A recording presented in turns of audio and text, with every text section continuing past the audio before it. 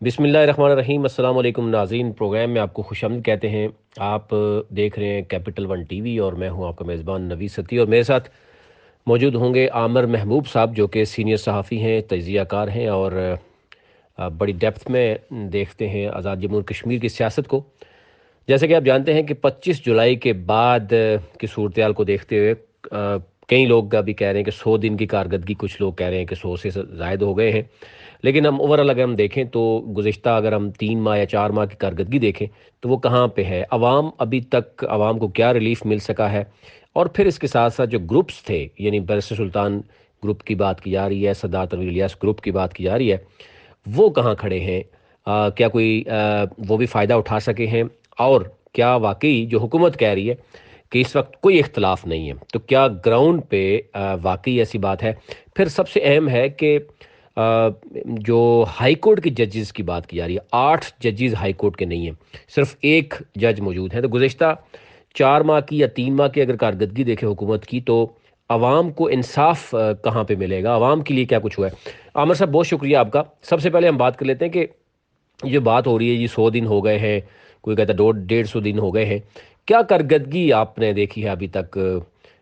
موجودہ حکومت کی؟ نوید صاحب دیکھیے، ایک تو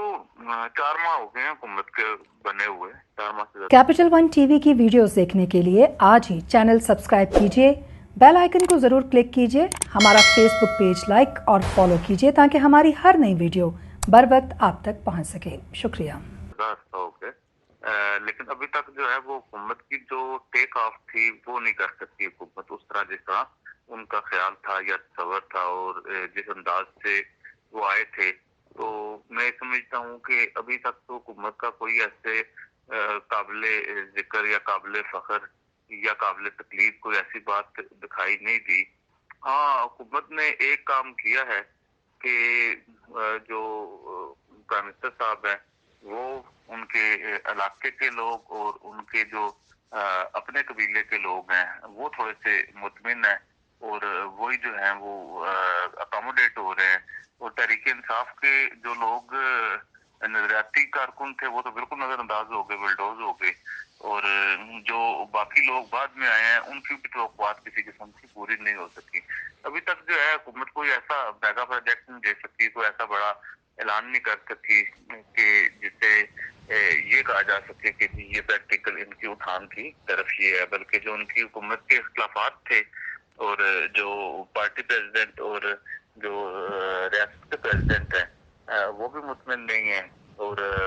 وزراء بھی مطمئن نہیں ہیں، اور اسی طرح جو لوگ مشیر نہیں بن سکتے، جو لوگ ایڈوائزر بنے یا معاونین خصوصی ہیں وہ بھی ابھی تک ناراض ہیں، اور جو نہیں بن سکتے وہ اپنی جگہ پہ باہر بیٹھے ہوئے ہیں۔ اور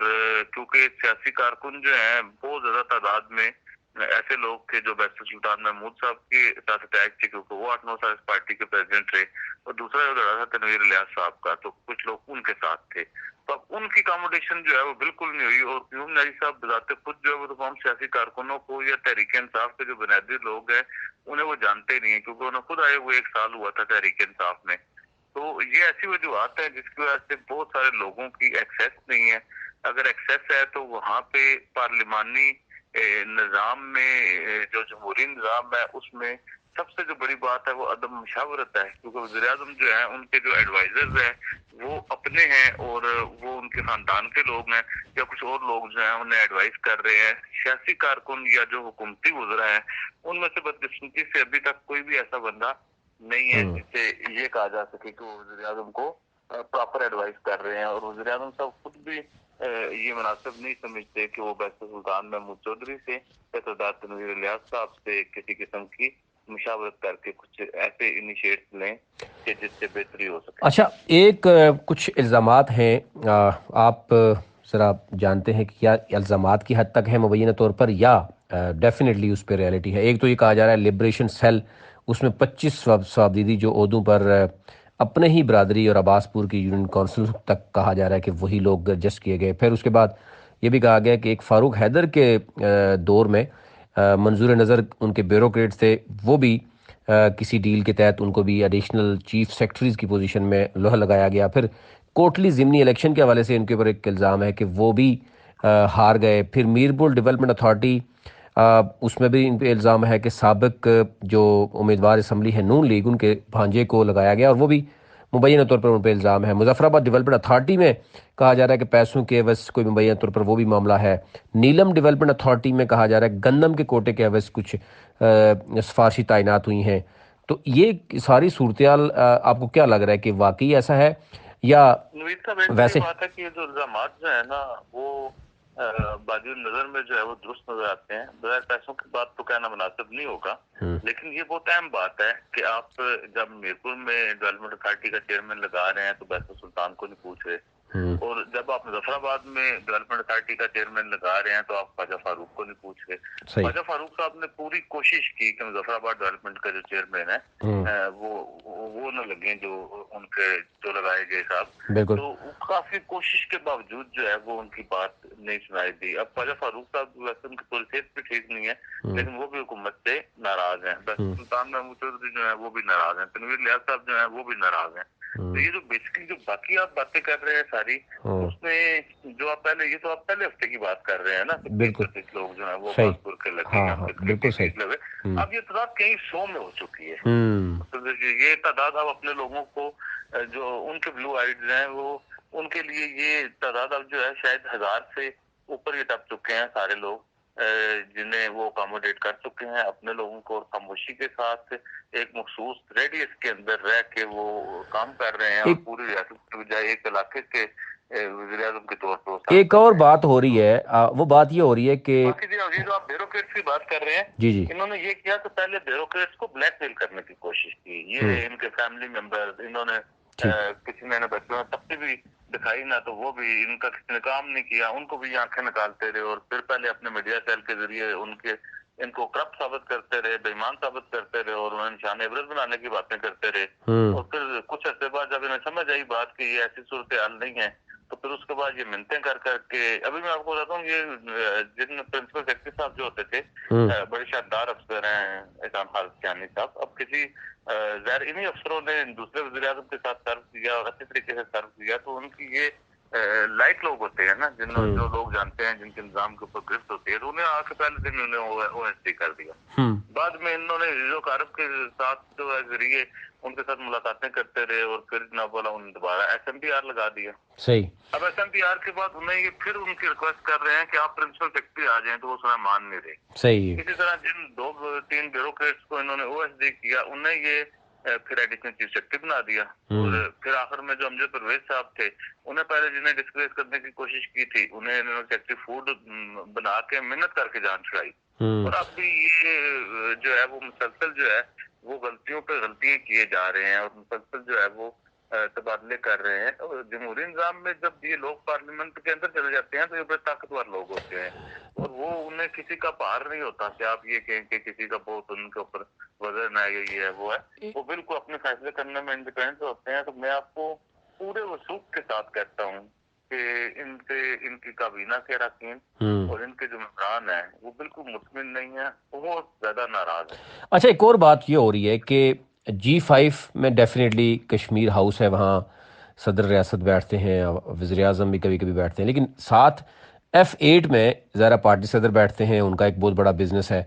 کہا جا رہا ہے کہ F7 میں کوئی مہنگے ترین سیکٹر میں وزیر اعظم عبدالقیوم نیازی صاحب کے کوئی کوٹھی کی بات کی جا رہی ہے کہ جناب وہ لی گئی ہے یا جو بھی وہاں پر آفس بنایا گیا، کچھ ڈیلیں وہاں پر ہوتی ہیں. تو کیا یہ اس میں کوئی یہ اتنی باتیں تو مجھے نہیں پتا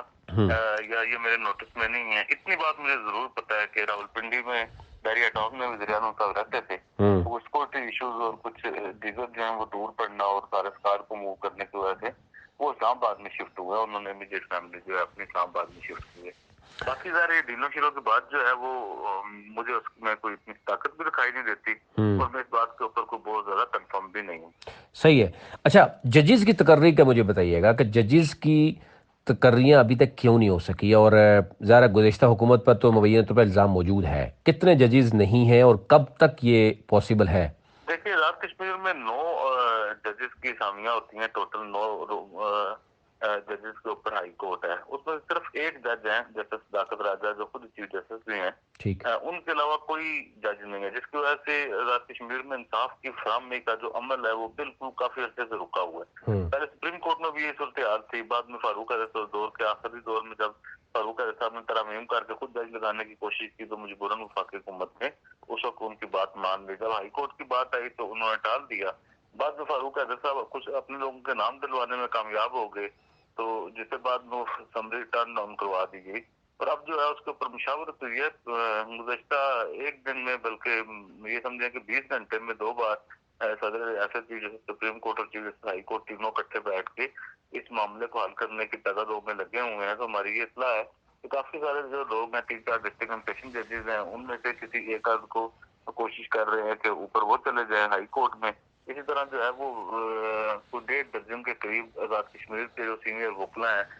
ان کا جو نام ہے وہ انڈر کنسیڈریشن ہے اور اس کے اوپر کنسلٹیشن ہو رہی ہے. تو اس حوالے سے میں سمجھتا ہوں کہ آئندہ چند دنوں میں یہ نام فائنل کر کے جو ہے وہ کشمیر کونسل میں اور بعد میں وزیر اعظم پاکستان بطور چیئرمین کشمیر کونسل کی منظوری کے لیے بھجوا دیے جائیں گے. تو یہ ججز کا جو معاملہ ہے اس نے بہت سوالات اختیار کیا, اور میں سمجھتا ہوں کہ بحث سلطان محمود چودھری کی موجودگی میں 3 ماہ سے زیادہ ٹائم ہو گیا ابھی تک عدلیہ میں نئے ججز کا تقرر نہیں ہو سکا. تو یہ بہت ہی اہم نقطہ ہے اور اسے فوری طور پہ یکسو ہو جانا ہی ریاست کے مفاد میں ہے.